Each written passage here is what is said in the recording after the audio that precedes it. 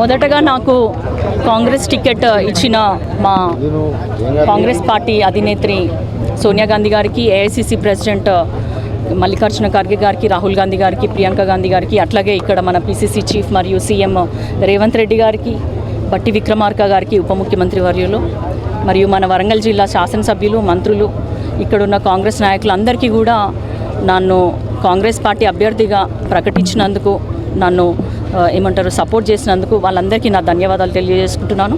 అదేవిధంగా ప్రజలందరూ కూడా ఎన్ని వ్యక్తిగత విమర్శలు చేసినా కూడా వాటికి నా గెలిపే సమాధానంగా నన్ను నమ్మి ఓటేసినందుకు ప్రతి ఒక్కరికి కూడా నేను నా కృతజ్ఞతలు తెలియజేసుకుంటున్నాను. వాళ్ళు ఏ విధంగానైతే నేను ప్రామిసెస్ చేశానో వాళ్ళకి అండర్ గ్రౌండ్ డ్రైనేజ్ సిస్టమ్ కానీ, తర్వాత ఇండస్ట్రియల్ కారిడార్ కానీ, కోచ్ ఫ్యాక్టరీ కానీ, ఎయిర్పోర్ట్ కానీ, అట్లాగే ఎడ్యుకేషనల్ హబ్గా డెవలప్ చేసుకోవడం, ఇండస్ట్రియల్ హబ్గా డెవలప్ చేసుకోవడము, ఇవన్నిటిపైన నేను ఖచ్చితంగా రానున్న రోజులలో తప్పకుండా పోరాడతాను, కృషి చేస్తాను. ఈ సమస్యలను ఎన్నో సంవత్సరాల నుంచి పెండింగ్ ఉన్నాయి. వరంగల్ ప్రజల గొంతుకగా నేను ఢిల్లీలో మాట్లాడబోతున్నాను.